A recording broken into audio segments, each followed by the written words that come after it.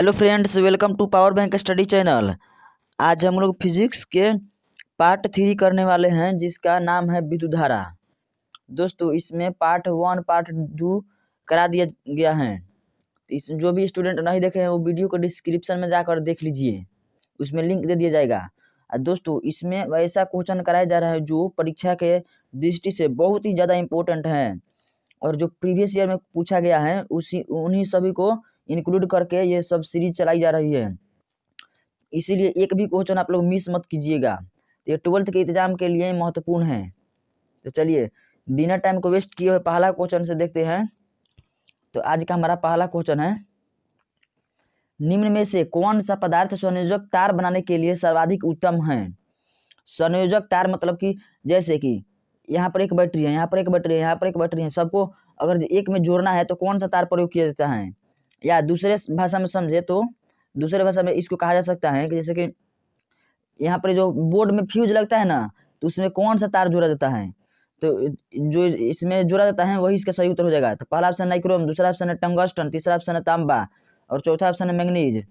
तो आप लोग अगर जो घर में बोर्ड में तार जोड़ा रहा होगा तो देखे होंगे तो उसमें तांबा का तार जोड़ा जाता है। तो इसीलिए ऑप्शन सी इसका सही उत्तर हो जाएगा। चलिए अगला क्वेश्चन देखते हैं, 2 नंबर। फ्यूज तार, फ्यूज तार किस पदार्थ से निर्मित होता है। तो पहला ऑप्शन है तांबा, दूसरा ऑप्शन है टंगस्टन, तीसरा ऑप्शन है लेड टीन मिश्र धातु, चौथा ऑप्शन नाइक्रोम। तो इसका सही उत्तर हो जाएगा तांबा। फ्यूज तार घर में अगर जो फ्यूज बनता है वो तांबा का ही बनता है। चलिए तीसरा नंबर क्वेश्चन देखते हैं। तीसरा नंबर क्वेश्चन है हमारा, तीन प्रतिरोधक जिनमें से प्रत्येक का प्रतिरोध आर है, भिन्न भिन्न तरीकों से संयोजित किए गए हैं, इनमें से कौन प्राप्त नहीं किया जा सकता है। मतलब कि 3 प्रतिरोधक दे दिया गया है जिसका प्रतिरोध आर है, यहाँ पर दिया है यार। तो इनको अगर किसी भी श्रेणी क्रम में जोड़े या समांतर क्रम में जोड़े तो कौन सा इसमें से प्राप्त नहीं किया जा सकता है। तो चलिए इसको जोड़ कर देखते हैं। तो 3R प्राप्त करने के लिए इसको पहले किस में जोड़ना पड़ेगा। तो 3R प्राप्त करने के लिए इसको श्रेणी क्रम में जोड़ना पड़ेगा। 3 गो हैं तो तीनों को श्रेणी क्रम में जोड़ देंगे तो यहाँ पर आर, यहाँ पर आर और यहाँ पर आर। तो दोस्तों यहाँ पर प्रतिरोध और धारिता में ध्यान देना होगा। प्रतिरोध और धारिता का नियम उल्टा उल्टा होता है। तो यहाँ पर श्रेणी क्रम में है तो ये डायरेक्ट जुड़ जाएगा, लेकिन धारिता में रहता तो डायरेक्ट नहीं जुड़ता। तो ये प्रतिरोध है तो डायरेक्ट जुड़ गया, तो डायरेक्ट जुड़ा तो 3R बन गया। तो यहाँ पर दिया है नहीं प्राप्त किया जा सकता है, तो ये तो प्राप्त किया जाएगा, तो ये आंसर नहीं होगा। चलिए दूसरा नंबर ऑप्शन देखते हैं, 2R/4।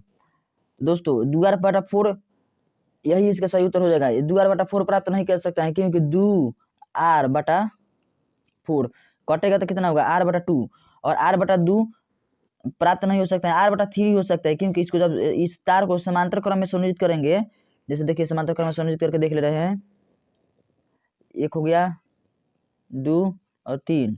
इसको जब समांतर क्रम में R का संयोजित करेंगे तो ये R/3 होगा, जो R/3 दिया है इसमें। तो ये बन जाएगा, लेकिन ये नहीं बन सकता है R/2। तो इसीलिए इसका सही उत्तर बी हो जाएगा। चलिए तीसरा नंबर क्वेश्चन देखते हैं, चौथा नंबर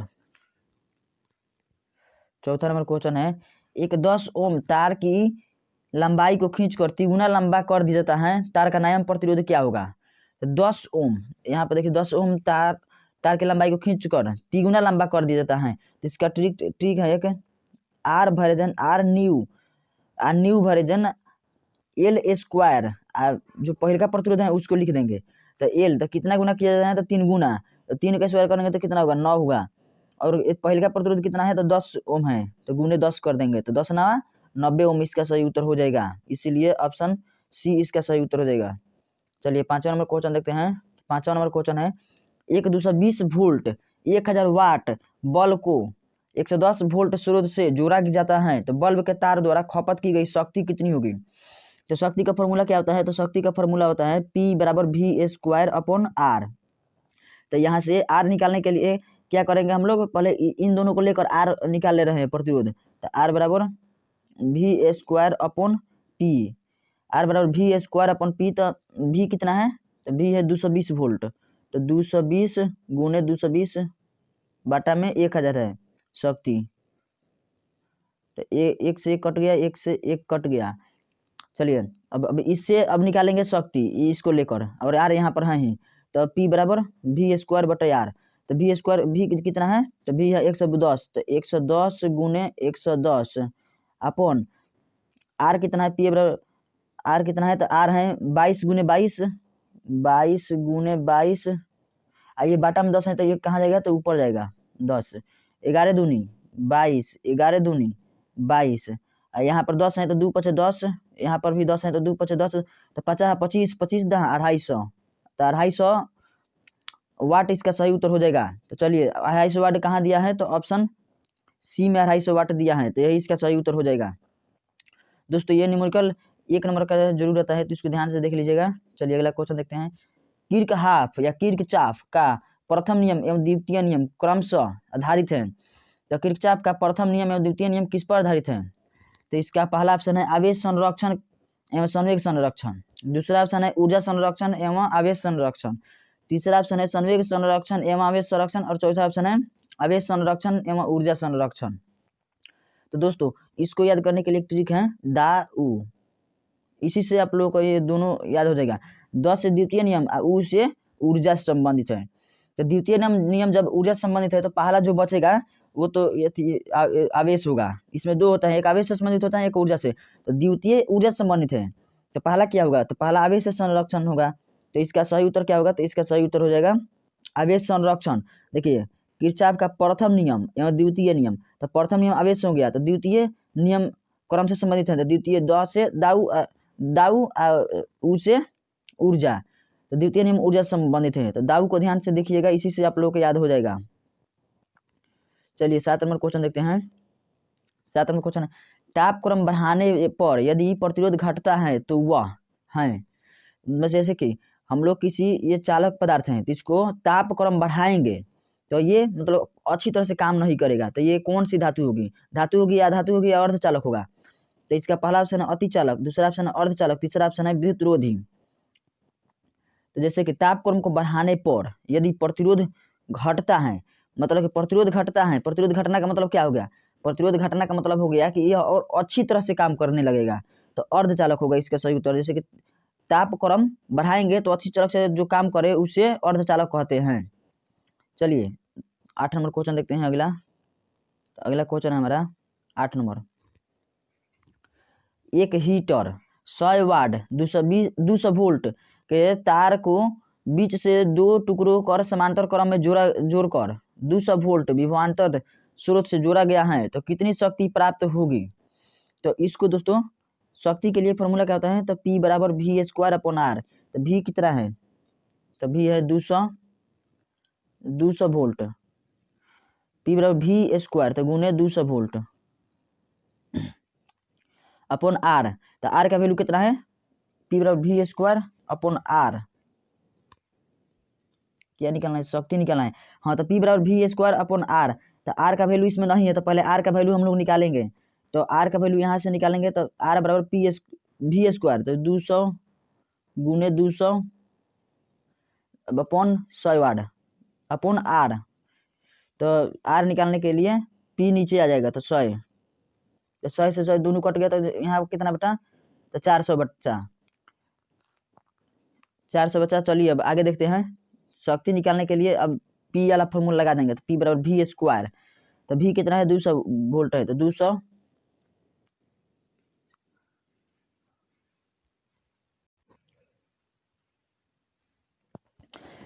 तो चलिए दोस्तों इसमें यहाँ पर डाटा कुछ मिस टाइपिंग हो गया है, तो दोस्तों इसको बाद में कभी देख लेंगे। यहाँ पर पहले यहाँ पर कुछ अलग डाटा रहेगा। चलिए 9 नंबर क्वेश्चन देखते हैं। 9 नंबर क्वेश्चन है आपको एक एक ओम का 3 प्रतिरोध दिया गया है, इनके संयोजन से न्यूनतम प्रतिरोध प्राप्त किया जा सकता है। मतलब कि एक एक ओम का 3 प्रतिरोध दिया गया है, एक ओम का 3 प्रतिरोध दिया गया, 3 के संयोजन से न्यूनतम प्रतिरोध का प्राप्त किया जा सकता है। तो एक बार इनको श्रेणी क्रम में जोड़ेंगे, एक बार समांतर क्रम में जोड़ेंगे। तो एक बार श्रेणी क्रम में जोड़ेंगे तो क्या होगा, 3 गो प्रतिरोध है, तो एक एक एक, तो प्रतिरोध है तो इस श्रेणी क्रम में है तो ये डायरेक्ट जुड़ जाएगा, तो 3 ओम हो गया। और एक बार समांतर क्रम में जोड़कर देख ले रहे हैं, एक बार समांतर क्रम में जोड़ेंगे तो क्या होगा देखेंगे, एक ओम। और जब समांतर क्रम में जोड़ेंगे ना तो जो तीनों सेम बराबर होते हैं तो ये आसान हो जाता है। इसको एक ऊपर के देते हैं और इसको गिनते हैं, एक क गो हैं तो एगो दूगो और 3 गो हैं तो बटा में 3 लिख देते हैं, और 1 कम 2 कम तीनों का 3 गो प्रतिरोध हो गया। तो ये बड़ा है कि ये बड़ा है, तो इसमें बड़ा है यही, इस समांतर क्रम में जोड़ेंगे तो 1/3 इसका सही उत्तर हो जाएगा। तो इसीलिए ऑप्शन डी इसका सही उत्तर होगा, जो 1/3 होगा। चलिए 10 नंबर क्वेश्चन देखते हैं। 10 नंबर क्वेश्चन हमारा, एक आदर्श वोल्ट मीटर का प्रतिरोध होता है, मतलब एक आदर्श वोल्ट मीटर का प्रतिरोध कितना होता है? तो आदर्श वोल्ट मीटर का प्रतिरोध होता है अनंत, और आदर्श अगर जो ए मीटर पूछता है तो उसका प्रतिरोध कितना होता है? तो आदर्श ए मीटर का प्रतिरोध होता है 0। चलिए तो इसका सही उत्तर हो जाएगा ए, अनंत। चलिए अगला क्वेश्चन देखते हैं। 11 नंबर क्वेश्चन है, आदर्श ए मीटर का प्रतिरोध होता है, आदर्श ए मीटर का प्रतिरोध कितना होता है? तो इसका पहला ऑप्शन है 0, दूसरा ऑप्शन है बहुत कम होता है, तीसरा ऑप्शन है बहुत अधिक होता है, चौथा ऑप्शन अनंत होता है। तो आदर्श ए मीटर का प्रतिरोध होता है वो होता है 0 होता है, आदर्श ए मीटर का प्रतिरोध। पिछले क्वेश्चन में मैंने बता दिया था। चलिए अगला क्वेश्चन देखते हैं। अगला क्वेश्चन है हमारा 12 नंबर। तो 12 नंबर क्वेश्चन है, प्रतिरोधकता ताप गुणांक का ऐसा मतलब क्या होता है? तो प्रतिरोधकता ताप गुणांक का ऐसा मतलब होता है प्रति केल्विन या केल्विन के इन्वर्स। जैसे कि 1/केल्विन रहता है तो ये ऊपर जाता है तो क्या होता है? तो केल्विन के पावर -1 हो जाता है। तो इसका बी ऑप्शन सही उत्तर हो जाएगा। चलिए अगला क्वेश्चन देखते हैं। 13 नंबर क्वेश्चन है, यदि ताप का मान 3 डिग्री सेल्सियस से बढ़ा दिया जाए तो प्रतिरोधकता गुणांक का मान होगा। तो लगभग समान रहेगा, क्योंकि ताप का मान बहुत कम बढ़ाया जा रहा है। अगर इससे अधिक बढ़ाया जाएगा तो इससे कुछ ऊपर नीचे हो सकता है, लेकिन 3 डिग्री सेल्सियस बढ़ाया जाएगा तो लगभग समान रहेगा। चलिए अगला क्वेश्चन देखते हैं। 14 नंबर क्वेश्चन है, स्विच ऑन करने के बाद एक इलेक्ट्रिक बल्ब का ताप, स्विच ऑन करने के बाद एक इलेक्ट्रिक बल्ब का ताप क्या होता है? तो हम लोगों को लगता है कि स्विच ऑन करने के बाद एक इलेक्ट्रिक बल्ब का ताप बढ़ता ही रहता है, मतलब कि बढ़ जाएगा, बढ़ता रहेगा, लेकिन ऐसा नहीं है। स्विच ऑन करने के बाद प्रथम मतलब कि पहले बढ़ेगा, लेकिन बाद में एक कांस्टेंट हो जाएगा। लेकिन क्योंकि यहाँ पर पहले बढ़ रहा है उसके बाद स्थिर हो जाएगा, मतलब कि जितनी गर्मी दे रहा है उतना गर्मी देगा ही। चलिए 15 नंबर क्वेश्चन देखते हैं। 15 नंबर क्वेश्चन है हमारा, 15 नंबर क्वेश्चन है, 100 वाट हीटर के वाट शक्ति का ऐसे मतलब होता है। तो 100 वाट हीटर के द्वारा उत्पन्न ताप 2 मिनट में किसके बराबर है, मतलब कितना ऊर्जा देगा? तो ऊर्जा का फॉर्मूला क्या होता है? W बराबर PhD/1000 होता है। चलिए इसको ये फॉर्मूला नहीं लगेगा, क्योंकि यहाँ इससे होता है पावर, इससे होता है आवर, इससे होता है डे, तो इसमें पावर और डे का नहीं पूछा है, तो इसी पर बैठा कर बना लेंगे। तो चलिए W बराबर P कितना है? तो 100 P है, और समय कितना है? तो समय है 2 मिनट। तो इसको सेकंड में बनाने के लिए इससे 60 से गुना करेंगे, तो 60 दूनी 6 दूनी 12 होगा, और 3 गो जीरो है तो 10 के पावर 3 होगा। तो इसीलिए इसका ऑप्शन सी सही उत्तर हो जाएगा। चलिए अगला क्वेश्चन देखते हैं। 16 नंबर क्वेश्चन है, 100 वाट हीटर 230 वोल्ट से चिन्हित है, तो इसका प्रतिरोध क्या होगा? तो प्रतिरोध का फॉर्मूला क्या होता है? V बराबर IR। तो R क्या होगा? R बराबर V/I होगा। तो R बराबर V/I, तो V/I, तो V कितना है? तो V 230 है। नहीं, इसमें धारा नहीं दिया है, ये धारा रहता ना तो ये फॉर्मूला लगता है, इसमें धारा नहीं दिया है, शक्ति दिया है, तो शक्ति के लिए दूसरा फॉर्मूला लगेगा। तो शक्ति के लिए लगेगा P बराबर V²/R। तो R ऊपर जाएगा तो क्या होगा? तो R ऊपर भेजेंगे और P नीचे आएगा, तो V²/P। तो V कितना है? तो 23 गुने 23, 23 गुने 23, यहाँ पर जीरो है, 0/P कितना है? तो 1000, तो 2 से 2 कट गया, 0, और 23 वहाँ 529, 529/10। तो 10 जब ऊपर जाएगा तो क्या होगा? तो यहाँ पर 1 दशमलव आ जाएगा। तो इसका सही उत्तर इसमें मिला देंगे, तो इसमें पहला नहीं, दूसरा नहीं, तीसरा नहीं, ऑप्शन 4 इसका सही उत्तर हो जाएगा। चलिए 17 नंबर क्वेश्चन देखते हैं। 17 नंबर क्वेश्चन है हमारा, किसी धातु के तार को गर्म करने पर उसका प्रतिरोध, किसी धातु के तार को गर्म करने पर उसका प्रतिरोध। देखिए जब यहाँ पर धातु के तार हैं कि अर्धचालक हैं, इसको ध्यान से देखना है। अगर धातु का तार है तो गर्म करने पर इसका प्रतिरोध बढ़ता है। पहले आप लोग ये जान लीजिए कि प्रतिरोध का मतलब होता क्या है। जैसे कि ये तार है, इसमें से धारा प्रवाहित करेंगे तो ये धारा प्रवाहित करते समय पूरी धारा को मतलब कि उस पार नहीं ट्रांसफर करता है, कुछ धारा को ये रास्ते में मतलब कि कुछ धारा नष्ट हो जाता है रास्ते में। नष्ट क्यों होता है? क्योंकि तार के प्रतिरोध के कारण। देखिए कभी कभी कोई मशीन चलती है तो वो गर्म होती है। गर्म क्यों होती है? क्योंकि वो 100% काम नहीं कर रही है, इसीलिए वो गर्म होती है। चलिए 18 नंबर क्वेश्चन देखते हैं। 18 नंबर क्वेश्चन हमारा, 1 ओम प्रतिरोध वाले एक समरूप तार को 4 बराबर टुकड़ों में काटकर उन्हें समांतर क्रम में जोड़ दिया जाता है। संयोग का समतुल्य प्रतिरोध कितना होगा? तो 1 ओम प्रतिरोध वाले एक समरूप तार को 4 बराबर टुकड़ों में काटा गया है। तो 4 बराबर टुकड़ों में काटकर समांतर क्रम में जोड़ा गया है। तो 4 बराबर टुकड़ों में काटेंगे तो कितना होगा? तो 1/4 1/4 1/4 का 4 गो होगा। इसको पहले समांतर क्रम में जोड़ दे रहे हैं। समांतर क्रम में जुड़ गया 4 गो। यहाँ पर भी 1/4, यहाँ पर भी 1/4, यहाँ पर भी 1/4 और यहाँ पर भी 1/4। तो हम लोग जानते हैं कि जब समांतर क्रम में है और ये समान है तो समान रहेगा तो उसको लिख देंगे उसी तरह। और कितना है? तो 1 2 3 4 4 गो है तो 4 से भाग दे देंगे तो गुने 4, तो 1/16 इसका सही उत्तर हो जाएगा। तो 1/16 किस में दिया है? तो 1/16 दिया है ऑप्शन डी में। इसका दूसरा कॉन्सेप्ट अगर जो पूरे डीपली बनाएंगे तो इसका डीपली बनाएंगे तो डीपली देख लेते हैं कैसे बनेगा। तो डीपली बनाने के लिए इसको पहले उल्टा लिखते हैं। तो उल्टा लिखेंगे 4 + 4 + 4 + 4 4, तो 4 4 8 4 12 12 4 16 16 हो गया। और इसको पलट देते हैं बाद में। तो पलट देंगे तो 1/16 इसका सही उत्तर हो जाएगा, जो ऑप्शन डी में होगा। किसी भी तरीके से बनाएंगे तो इसका आंसर सेम आएगा, लेकिन पहले वाले तरीके से बनाएंगे तो जल्दी आ जाएगा। चलिए अगला क्वेश्चन देखते हैं। 19 नंबर, परिपथ का गुण जो विद्युतीय ऊर्जा को ताप में बदलता है कहलाता है। परिपथ का गुण जो विद्युतीय ऊर्जा को ताप में बदलता है कहलाता है। तो प्रतिरोध कहलाता है। जैसे कि मैं पहले भी बता दिया था, जैसे कि इसमें से तार में से धारा प्रवाहित हो रही है तो ये गर्म होता है। तो जब गर्म होगा तो ताप देगा ही, तो ताप देगा तो ये जब गर्म होगा तो ये प्रतिरोध के कारण ही गर्म होता है, इतना ध्यान रखिएगा। चलिए 20 नंबर क्वेश्चन देखते हैं। किसी चालक में विद्युत धारा के प्रवाह का कारण है। किसी चालक में विद्युत धारा का प्रवाह का कारण क्या है? तो पहला ऑप्शन है प्रतिरोधों में अंतर, दूसरा ऑप्शन है तापक्रम में अंतर, तीसरा ऑप्शन है विद्युतीय विभव में अंतर, चौथा ऑप्शन इनमें से कोई नहीं। तो इसका सही उत्तर हो जाएगा विद्युतीय विभव में अंतर। चलिए अगला क्वेश्चन देखते हैं। 21 नंबर क्वेश्चन है हमारा, किसी कार का संचायक बैटरी का विद्युत वाहक बल 12 वोल्ट तथा आंतरिक प्रतिरोध 0.4 ओम है। इससे प्राप्त अधिकतम विद्युत धारा का मान होगा। इससे प्राप्त अधिकतम विद्युत धारा का मान कितना होगा? तो धारा का फॉर्मूला क्या होता है? तो हम लोग वोल्ट का फॉर्मूला याद किया है, V = IR। तो इसी से हम लोग धारा भी निकालेंगे। तो इसका धारा हो जाएगा I = V/R। तो V कितना है? तो V है 12 वोल्ट। तो 12/R कितना है? तो 0.4। तो ये 4 जब ऊपर जाएगा तो कितना होगा? तो ये 4 जब ये दशमलव जब ऊपर जाएगा तो 10 ऊपर लिखाएगा। तो 4 3 12, 3 × 10 कितना होगा? तो 3 × 10 जब गुना होगा तो 30 ओम, इसका 30 एम्पियर इसका सही उत्तर हो जाएगा, तो जो ऑप्शन सी में दिया है। चलिए आगे देखते हैं 22 नंबर क्वेश्चन देखते हैं। यदि विद्युत बल्ब में धारा 3% से बढ़ाई जाती है तो उसकी शक्ति बढ़ेगी। यदि विद्युत बल्ब में धारा 3% से बढ़ाई जाती है तो शक्ति बढ़ेगी। तो शक्ति किसकी कितनी बढ़ेगी?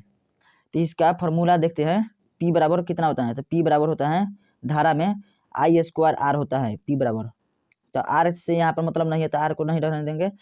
चलिए P बराबर I² होता है। तो यहाँ पर धारा बढ़ रहा है, तो धारा बढ़ रहा है तो ΔI/ΔT होगा, ΔT। तो P बराबर 2I, 2 अगुने धारा बढ़ रहा है तो जो बढ़ रहा है उसको लिख देंगे और ये पहले आ जाता है, तो इसको ध्यान में रखिएगा। तो 2 पहले आ गया और जितना धारा बढ़ रहा है उसको यहाँ पर लिख देंगे। तो धारा कितना बढ़ रहा है? तो 3% बढ़ रहा है, तो 3%। तो कितना बढ़ेगा? तो 6% और टोटल बढ़ेगा। तो इसका ऑप्शन ए सही उत्तर हो जाएगा। चलिए अगला क्वेश्चन देखते हैं। 23 नंबर क्वेश्चन है हमारा, एक तार की लंबाई को खींचकर दुगुना कर दिया जाता है। यदि खींचने के पूर्व इसका प्रतिरोध R है तो खींचने के बाद प्रतिरोध होगा। एक तार की लंबाई को खींचकर दुगुना कर दिया जाता है। यदि खींचने के पहले प्रतिरोध आर है, इसको ध्यान में रखिएगा, प्रतिरोध खींचने के पहले आर है।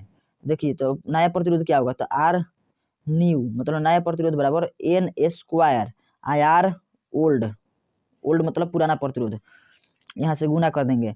तो आर न्यू निकालने के लिए कितना खींच कर दुगुना किया जा रहा है, तो दुगुना के लिए दुदुनी का दो का स्क्वायर करेंगे तो 4 हो जाएगा, दुदुनी का 4 गुने ओल्ड कितना है, तो ओल्ड प्रतिरोध आर है, तो इसका सही उत्तर क्या होगा, तो 4R हो जाएगा, जो ऑप्शन ए में दिया है, तो यही इसका सही उत्तर हो जाएगा।